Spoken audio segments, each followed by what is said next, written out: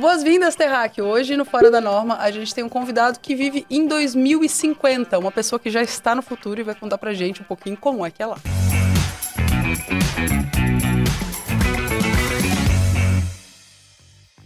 Lui, que bom te receber aqui no Fora. Tô muito feliz de poder ter a oportunidade de te entrevistar. Acompanho o seu trabalho há muitos anos, gosto muito de você, além de ser um amigo pessoal. É uma pessoa que eu admiro muito a carreira. Eu queria que, assim, antes da gente começar, queria que você se apresentasse. Quem é você? Olá, Mari, é um prazer te ver novamente, um prazer falar contigo. Espero contribuir hoje um pouco com o que está rolando na cena Digital Fashion, Web3, todas as evoluções que estão acontecendo aí no que vai ser a próxima iteração na internet e também como as marcas vão ser criadas muito em breve. O meu background é em moda, design de moda, então um pouco fora da curva e um pouco sem sentido na trajetória que me trouxe até aqui, mas acredito que eu precisei passar por esse lado mais tradicional da moda, no caso, para conseguir perceber quais as mudanças que estavam por vir. Então comecei na moda tradicional, com minha marca própria, com a Eurochesky, fazendo desfiles aí mundo afora, Vancouver Fashion Week, Viena Fashion Week, Casa de Criadores, muito mais do lado bem tradicional da moda, fazendo moda física, modelo de negócio completamente tradicional. Mas eu sempre fui um pouco, eu não diria futurista, mas eu acredito que todo designer ou pessoas que têm a criatividade um pouco mais aguçada, tem umas antenas que começam a perceber o que está por vir. E eu, trabalhando nesse sistema tradicional da moda, comecei a captar algumas mudanças em outras indústrias, somente na área da tecnologia, que poderiam ser muito bem aplicadas na indústria da moda, para fazer essa indústria, que está um pouco fora de moda, inovar um pouco mais e ficar preparada para as mudanças do futuro. E aí comecei a navegar na onda da criação digital do 3D, isso lá em 2017, então acredito que eu fui um dos pioneiros, definitivamente um dos pioneiros no Brasil, mas também em 2017 a moda em 3D era algo muito novo no mundo todo, pouco se falava, hoje está ficando muito mais mainstream, não só as universidades estão adotando o 3D dentro do currículo, mas também grandes empresas já estão adotando a criação em 3D como parte do seu processo de design, tanto no tocante à criação, ao design de moda per se, e também ao usar o 3D já em interfaces de consumidor final, em e-commerce, campanhas de marketing digital, e aí faz muito mais também sentido agora com o advento desse tão falado metaverso, que as marcas já consigam ficar preparadas com seus assets em 3D, para quando esse universo começar a ser construído, elas começarem a integrar esses assets dentro desse novo ambiente da internet. E aí a minha trajetória mudou um pouquinho, então, da minha marca própria, do tradicional, migrando para o digital, para o 3D, para aí uma grande mudança na minha vida, que eu me mudei aqui para Portugal, para trabalhar junto à Platform Me. E a Platform Me é uma empresa que oferece soluções de criação 3D para grandes marcas de moda do mundo. Então, se você pensar as 10 top marcas de luxo da indústria da moda, são nossos clientes, nós trabalhamos com elas desde Dior, Hermès, Fendi, Gucci, Saint Laurent.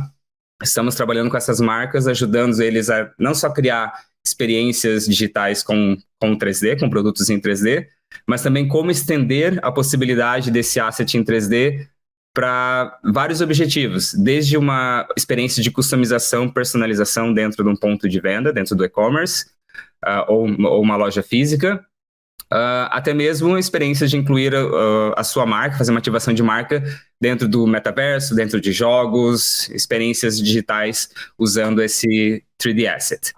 E dentro da Platform Me temos umas unidades que complementam os serviços oferecidos pela empresa, e uma delas é a Digit, que é a nossa agência de estúdio 3D, a Skin Invaders, que é a nossa unidade que traz essas marcas de luxo ou marcas de moda para dentro de jogos, dos videojogos, ou experiências de realidade aumentada, realidade virtual. E a nossa mais nova queridinha agora é a Valaclava, e com a Valaclava nós tentamos unir tudo o que fazemos de melhor, do 3D, a produção sob demanda, on demand, que isso é realmente o que defendemos, acreditamos que o mundo já não precisa mais de produto, eu acho que as marcas estão produzindo coleções e produtos de moda em excesso que não são vendidos e acabam parando no lixo, E o modelo de manufatura on demand é o caminho que vai levar a indústria da moda a ser um pouco mais sustentável, porque desse jeito a gente garante que só produzimos o que é vendido. E o 3D ajuda muito isso, porque uma marca pode criar um produto em 3D, vender o digital primeiro e só produzir o físico se houver uma venda. Então é esse como o sistema de sob demanda ou on demand, que fala no inglês, funciona. E a Balaclava une esse modelo de manufatura, a criação em 3D e a nossa paixão pelo universo 3D, junto com a nossa expertise também no blockchain e o Web3. Então, hoje estou à frente liderando, não só sou VP de marketing da Platform como um todo, mas liderando principalmente os esforços na Balaclava, porque é uma marca que me traz de novo para o ramo da moda, para a criação. Então, faço parte desde da criação das peças em si, até como organizar o nosso ecossistema de parceiros, que envolve desde parceiros de blockchain, as plataformas de metaverso, onde incluímos as peças da Balaclava em plataformas como Zepeto, que é um metaverso, uma rede social em 3D muito popular na Ásia. Colocamos as peças da Balaclava lá. No Snapchat, temos o filtro da Balaclava no Snapchat, onde as pessoas podem experimentar a roupa em 3D. E também as nossas parcerias com as licenças de jogos. Então, a nossa primeira drop vai ser com a Call of Duty. Não vamos ter peças da Balaclava dentro do jogo, mas a coleção toda vai ser inspirada no universo Call of Duty. E a pessoa, quando compra uma peça física, ela automaticamente ganha um NFT. E esse NFT é ligado à peça física, a um link entre o físico e o digital. Então, cada peça carrega uma tag que você consegue escanear com a tecnologia de NFC do seu telemóvel, do telefone, e abre o passaporte do produto ali na tela do teu celular, e você consegue ver todo o rastreio da peça, a origem, onde foi fabricado, todas as etapas, todos os stakeholders que foram envolvidos no processo, a escassez, a raridade da peça. Se você comprou um hoodie, um moletom número 1 de uma coleção de 300, vai mostrar lá que a Mari é dona do moletom número 1 de uma coleção de 300.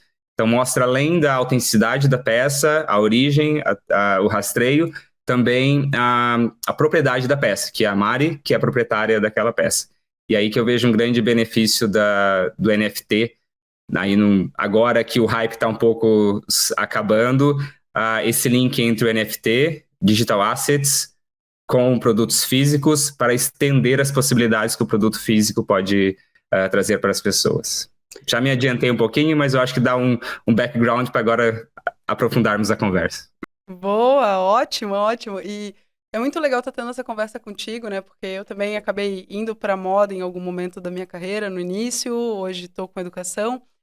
E na época, quando eu trabalhava com moda, uma coisa que me incomodava muito era o que você trouxe. Eu gostei muito da provocação de que uma moda fora de moda, né? Que é uma moda de muita quantidade. E hoje a gente tem aí os ultra fast fashion. E eu gosto muito dessa ideia do sob demanda, porque para quem não conhece, está nos assistindo e não conhece, como é feito hoje, né? Hoje, as marcas criam coleções, né? Então, elas têm uma fonte de inspiração. Então, a coleção vai ser inspirada, por exemplo, na Lua. E de toda a coleção da Lua, você cria essas peças, muito baseadas principalmente também em corpos já pré-existentes, né? Então, você tem ali os modelos e os modelos de prova. Então, você tem pouca flexibilidade ali de tamanhos, para vestir mais pessoas. Aí depois que isso passa para produção, né, vai uma aprovação, produção, isso é um longo caminho, né, então é um caminho aí de meses de desenvolvimento, e depois quando isso entra nas lojas, você tem que fazer uma produção prévia, né, então você às vezes compra 1.000 peças de uma peça para colocar para vender de um produto, e esse produto acaba não emplacando, como dizem, e ele acaba não vendendo e ficando nos estoques e muitas vezes indo parar nos lixos, que as pessoas, não sei se todo mundo sabe que a moda é uma das principais vilãs aí na fabricação de lixo do mundo hoje, e você está trazendo muito essa provocação de que se a moda ela tem um pouco, né, desse se posicionar, o estilo em si, ele está falando sobre a pessoa falar um pouco sobre sua personalidade e tudo mais, isso não necessariamente acontece por conta de produtos físicos. E que isso também agora, a gente, principalmente depois de uma pandemia, a gente está vivendo esse momento tão digitalizado das coisas, né? Você também consegue ter isso no digital. A Web3, Lui, explica pra gente rapidinho o que que é. Sim, a Web3 é a próxima iteração da internet. Se tivemos na Web 1, quando surgiu a internet, a primeira iteração, que era o que chamamos de para ler apenas. Então, você entrava na internet, entrava lá no site, você não conseguia fazer mais nada a não ser ler informações. Depois, com a segunda iteração da internet, a Web 2, até ali 2004, começaram o boom das redes sociais, dos blogs principalmente. Você conseguia entrar na internet e também escrever, adicionar conteúdo, criar conteúdo. E agora a terceira fase da internet, a Web 3, além de você, óbvio, ler, criar conteúdo, você vai ter a propriedade, vai ter a ownership, que se fala, desse conteúdo, tudo que você publica.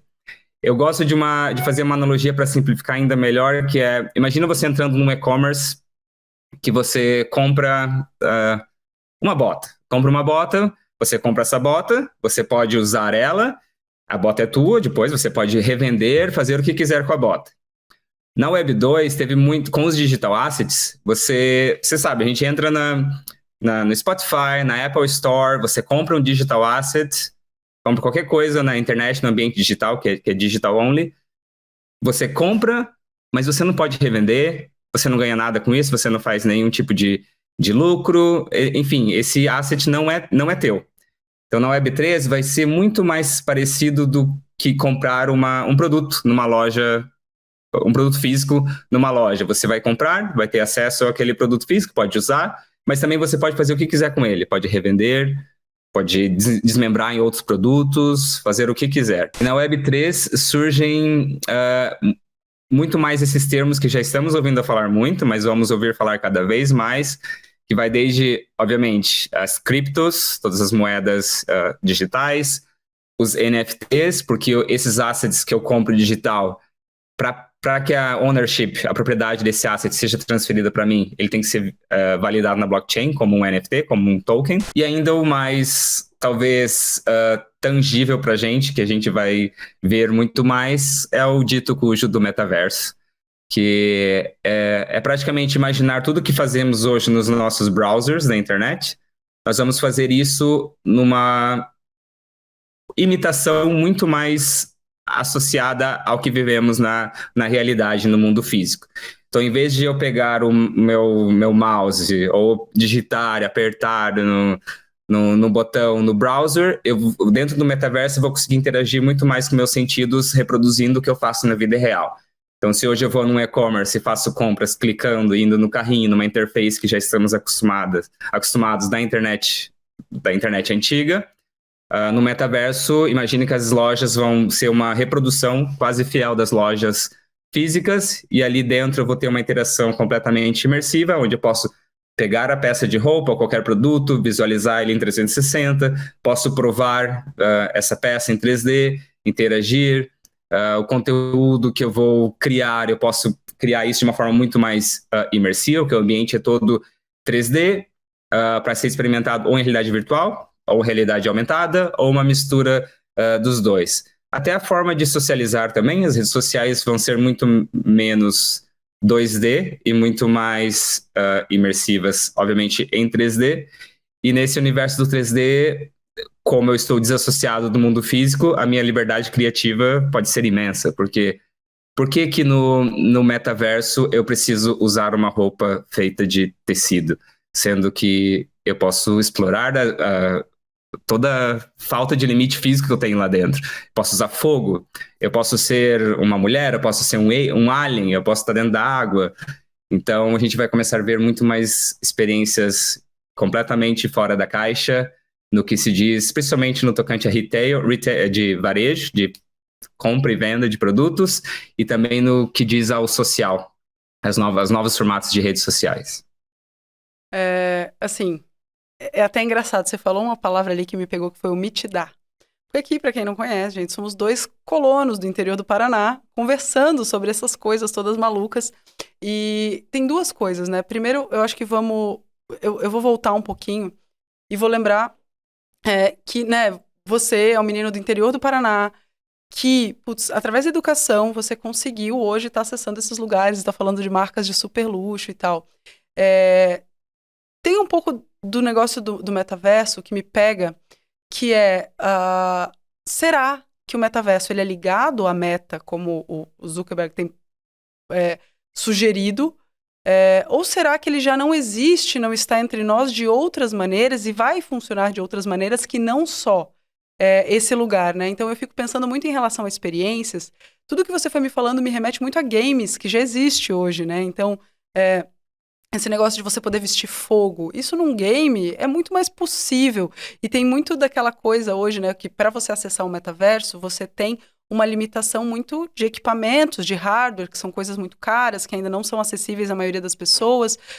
Eu lembro que eu fiz uma experiência dessa de VR, de realidade virtual, e eu fiquei absolutamente enjoada. Eu fiquei, tipo, com aquele VR sickness que diz, né? Então eu falei, nossa senhora, eu não consegui ficar muito tempo nisso. E isso também é um limitante desse tipo de metaverso que estão sugerindo. A própria Google já tem falado muito sobre não uma realidade absolutamente imersiva, mas sim uma coisa mais com realidade aumentada, né? Que são esses filtros, é um pouco do que a gente vive, que a gente não precisa de nenhum equipamento diferente que o nosso próprio celular faz.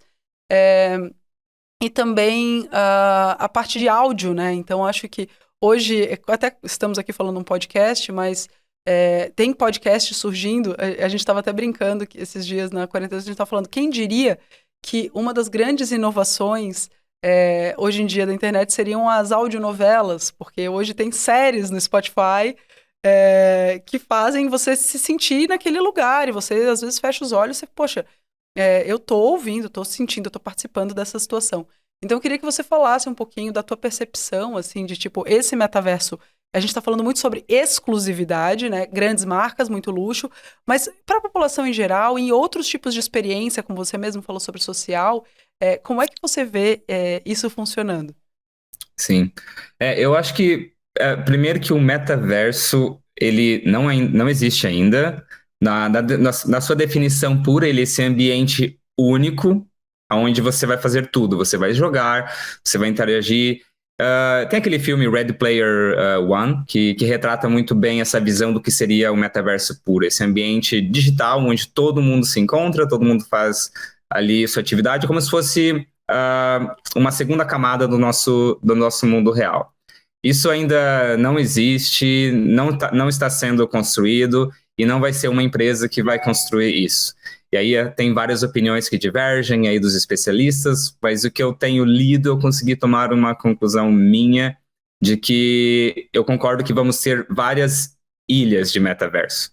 E o importante aí é a interoperabilidade, nós vamos ter que conseguir navegar entre esses vários metaversos, carregando todos os nossos NFTs, todos os nossos digital assets entre essas ilhas.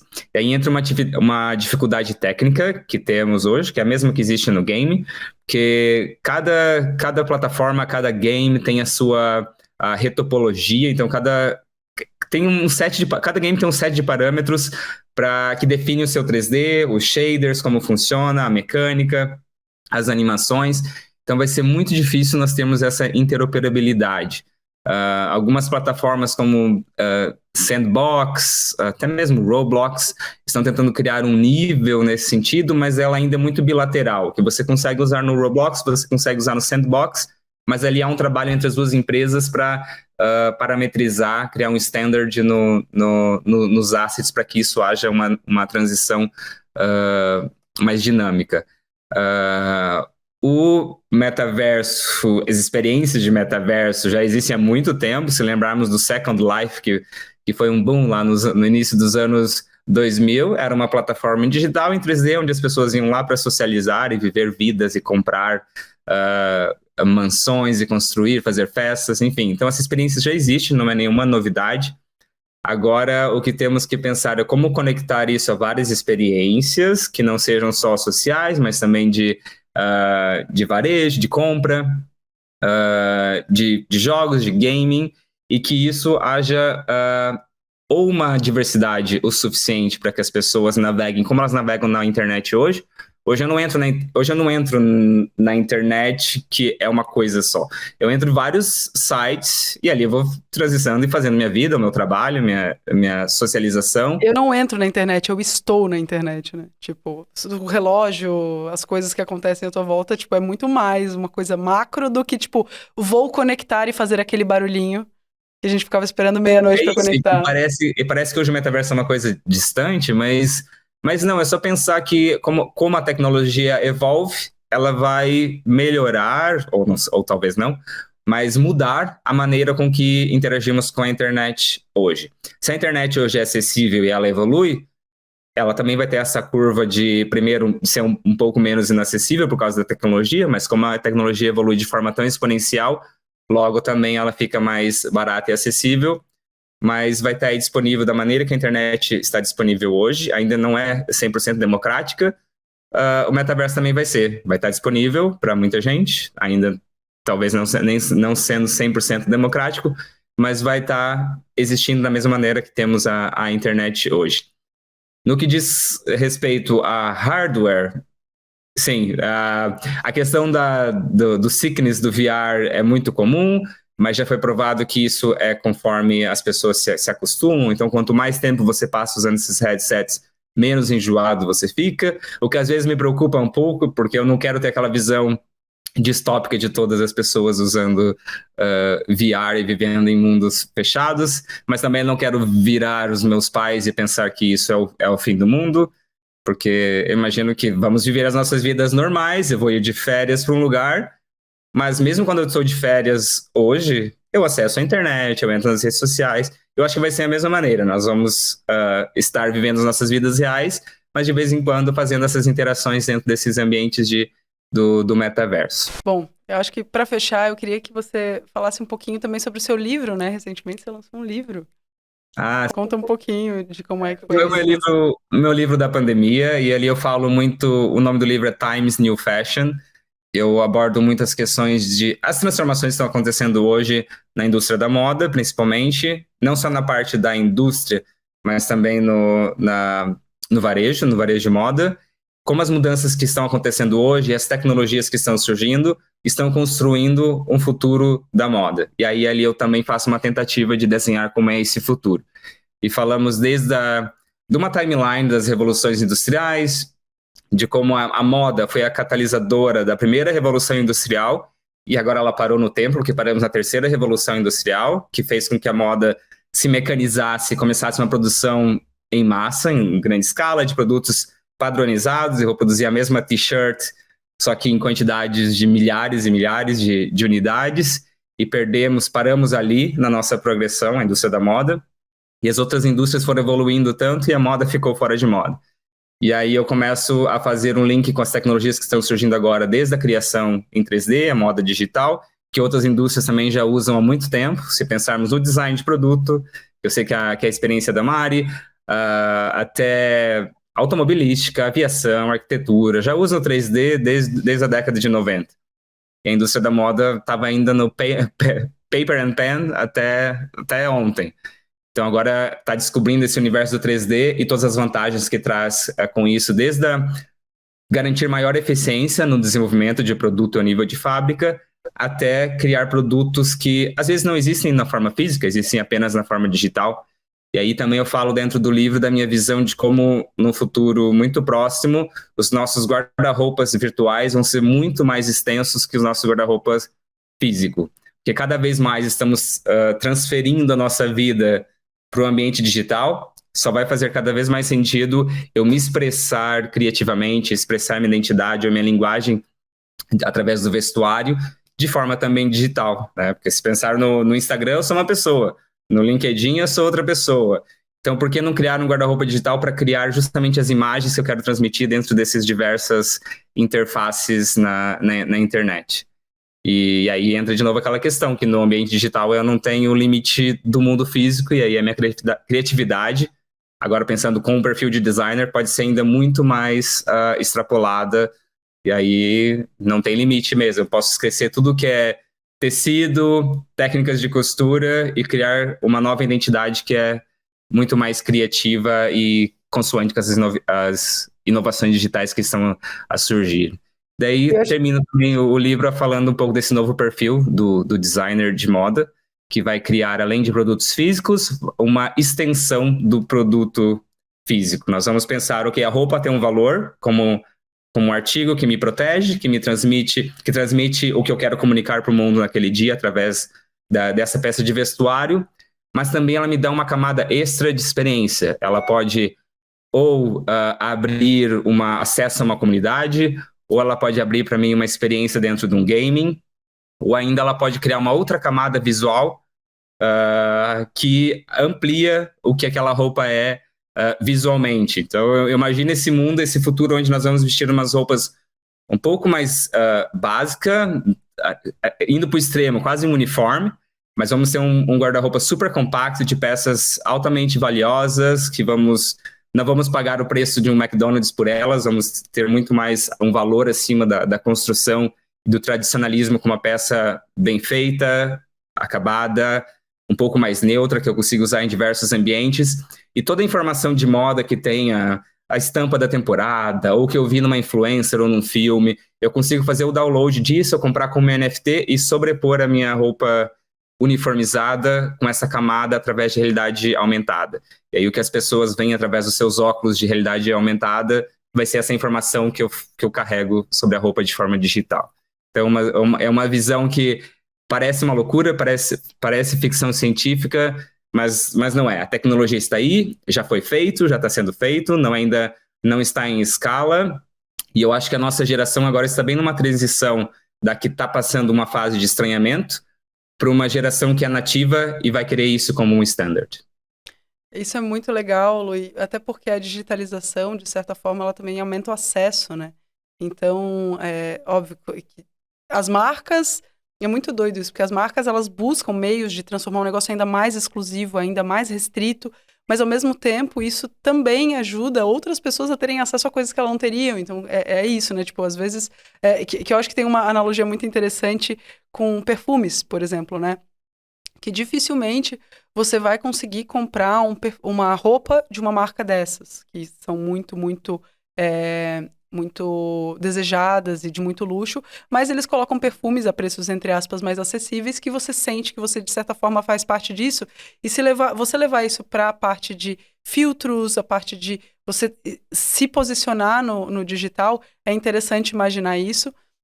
Você sabe, você é meu amigo e eu falo mesmo, porque a gente é desses. Eu acho que ainda tem uma preocupação muito grande a respeito de o quanto recurso financeiro está sendo dedicado a esse tipo de exclusividade, e o quanto isso sim pode impactar de fato o nosso mundo, pode impactar de fato as pessoas, pode impactar de fato pessoas que têm uma realidade diferente da nossa, pessoas que muitas vezes não têm nem acesso à internet, pessoas que podem usar a internet para educação, que podem a gente ter um mundo mais igualitário de fato, né? E eu acredito que essas tecnologias, elas conseguem sim, elas podem nos ajudar a isso, a gente precisa das lentes certas, e a gente precisa que as pessoas que esse tipo de informação ele chegue a mais pessoas para justamente dar ideias, né? Então, se a gente está falando de blockchain, que é uma rede descentralizada de transações, o que a gente pode falar sobre blockchain e trazer isso para um lado mais social, né? A própria parte dos NFTs, tem um amigo nosso que é fotógrafo, ele estava falando, poxa, para mim seria muito interessante se as minhas fotos virassem NFTs, porque eu teria controle de que cada pessoa que usa aquela foto tem o direito de imagem de usar aquela foto, essa pessoa tem um token dessa foto e eu recebo por isso. Ou a pessoa que faz música, né? Hoje em dia a indústria da música está sendo super impactada com o digital, que o negócio é distribuído e muitas vezes os próprios músicos não acabam recebendo o que deveriam por conta das suas criações. Então acho que tem bastante, sempre assim, né? Eu acho que a indústria de luxo, ela é responsável por puxar uma onda. Então, por olhar esses primeiros investimentos, como você disse, hardwares muito caros, capacidade de máquina muito caras, mas eu acho que a galera, né, meros mortais que estamos logo na sequência, é muito interessante a gente tentar olhar isso com as lentes da nossa realidade, de entender como é que isso pode impactar a gente, né? Sim. E sem pensar que a tecnologia, se hoje temos uma limitação, amanhã não teremos. Se pensarmos fazer uma transação de NFT ou qualquer transação blockchain, até este mês era mega insustentável no sentido ambiental também. E agora teve a transição, o merging do Ethereum ficou muito mais sustentável. Então, o acesso, a questão da eficiência já foi melhorada, o acesso vai ficar cada vez mais facilitado. E hoje, é que eu tô tendo agora muito contato com designers em 3D que são entusiastas, nem tem formação, mas como o design de moda em 3D não é ensinado nessas grandes universidades ainda em peso, muito do que se aprende em 3D são pessoas autodidatas. Eu comecei aprendendo com tutorial e várias pessoas estão fazendo da mesma maneira. Então, tem muitas pessoas agora aprendendo 3D e já ficando experts em regiões remotas da Índia. A Nigéria tem uma comunidade de freelancers de moda 3D gigantesca. E essas pessoas estão muito à frente dos profissionais que estão dentro das empresas, ainda fazendo em 2D, então eles estão à frente porque é uma tecnologia, tudo que tu precisa é um computador na tua frente, um computador com bastante capacidade de simulação em 3D, e é isso, você consegue trabalhar de qualquer lugar, o acesso e a tua vontade de aprender, porque você vai aprender praticamente tudo usando o conhecimento que está distribuído de forma gratuita na internet. E aí, se você tiver um pouco mais de capacidade para os negócios, você consegue transformar a tua criação não só num projeto que você faz, né, de freelancer, mas também tu pode criar o teu próprio projeto de NFT, criar uma coleção completamente digital, vender isso como NFT, depois garantir uma utilidade para o usuário que compra NFT ou não, mas vender a tua arte. E aí vimos que durante a pandemia, muitos artistas, designers ficaram milionários através de seus projetos NFT. A exemplo do Beeple, que foi um caso que ficou muito falado aí com o seu quadro, sua arte NFT que vendeu aí na casa dos bilhões, até o mais recente caso do artista, designer virtual, criança de 13 anos, dentro do Roblox, que também já está a faturar seus bilhões criando artigos digitais dentro do Roblox. E essa é uma coisa que eu nem imaginava que existia, todo esse comércio dentro de uma plataforma, que obviamente é gigante, mas que ele foi capaz de chamar a atenção da Gucci, e essa é a parceria mais recente da Gucci. Então mostra aí que o único asset que precisamos é criatividade e usar as ferramentas de forma criativa. E assim, já vamos nos encaminhando para o final, porque eu sei que você tem uma reunião agora, então já vou terminar. Primeiro eu queria te agradecê-lo e eu queria até, inclusive, falar para quem está nos assistindo que você é um exemplo disso, assim, de que como uma pessoa, né, que veio lá do interior do Paraná e que de repente teve a oportunidade de estudar e que conseguiu, né, tipo, e eu sei que a tua história é uma história super inspiradora e que só ela valeria um podcast inteiro, né?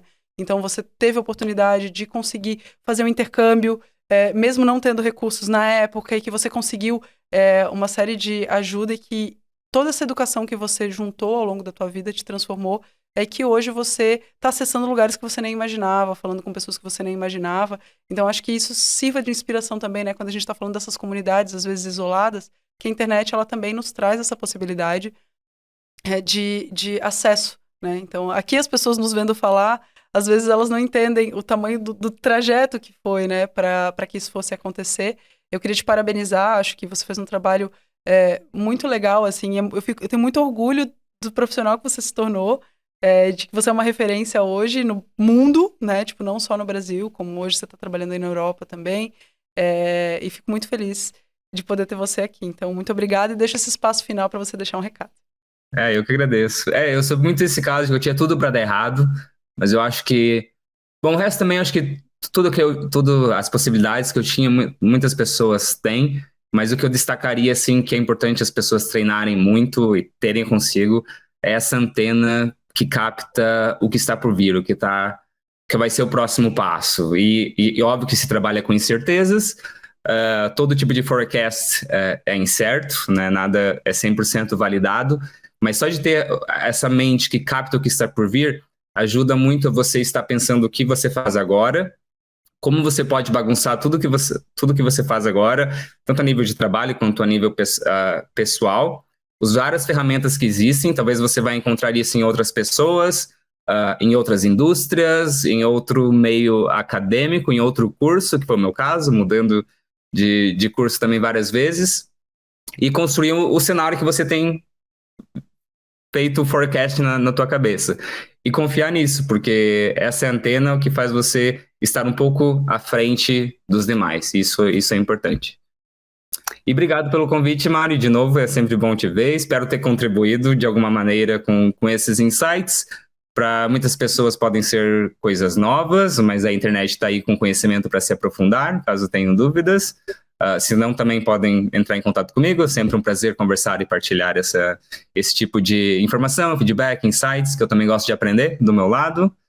E quem já está por dentro, espero que tenha fornecido um pouco mais de informação desse lado somente da indústria da moda, que é uma indústria que hoje está puxando muito das frentes mais interessantes no tocante ao Web3 e NFTs. Então, se você já está dentro desse meio, comece a pesquisar o que essas grandes marcas estão fazendo, marcas pequenas também, porque há muito potencial aí que pode ser replicado a vários outros modelos de negócios e indústrias. Beijo, querido.